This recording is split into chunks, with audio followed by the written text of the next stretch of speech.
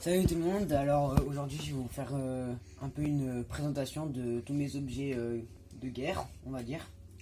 Je vais vous présenter mon M16, un airsoft, un masque classique, franchement il n'y a pas grand chose à présenter dessus, et là, une surprise.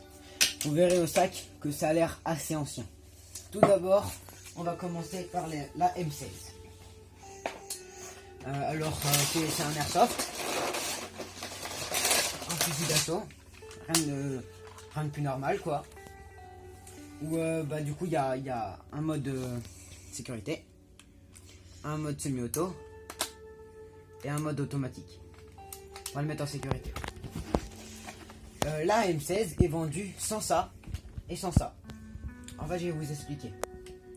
Ça c'est une lampe. Ça sert du coup à faire de la lumière et à éblouir les gens. Je sais pas si vous allez voir. Là, il y a un mode pour faire lampe torche normale. Là, pour faire toute petite. Et là, pour éblouir les gens. Voilà. Dans la nuit, ça fait mal aux yeux. Ici, nous avons un viseur holographique qui est extrêmement bien, extrêmement précis. Avec tous les petites molettes pour les réglages. On va rien voir parce que je ne l'ai pas allumé. Voilà. Et ici, nous avons quelque chose pour nettoyer l'intérieur. Ça ouvert, regardez. Hop. Ça ouvre et là ça fait les réglages. Si la balle part trop, on fait rouler la molette vers le bas et du coup la balle partira plus loin. Voilà. Du coup je crois qu'on peut... Non, on peut pas reculer. Voilà. Du coup après nous avons un chargeur vendu avec. Il faut avoir 100 billes. On le met dedans. On le clipse. On met sur automatique. Et là on peut tirer. Si j'ai de la batterie. J'ai pas de batterie, c'est pas grave. Du coup on a juste appuyé et on tire. Voilà. Maintenant on va passer à la présentation du masque. Un masque simple avec des aérations ici. Tout là. Un peu à l'intérieur. Et de la mousse pour pas que ça fasse mal. Une languette et je crois que c'est pas du verre, c'est du plexiglas, je sais pas. Mais il y a un peu de buée mais franchement il est pas mal. Et ici on a la chose, l'unboxing. Alors tout d'abord, franchement c'est extrêmement réel. C'est une belle reproduction parce qu'il faut savoir que c'est une reproduction. Ici on a une petite languette, on pousse, on ouvre. Hop, on enlève. Voilà, et là c'est ouvert. Alors, juste je vais sortir ça.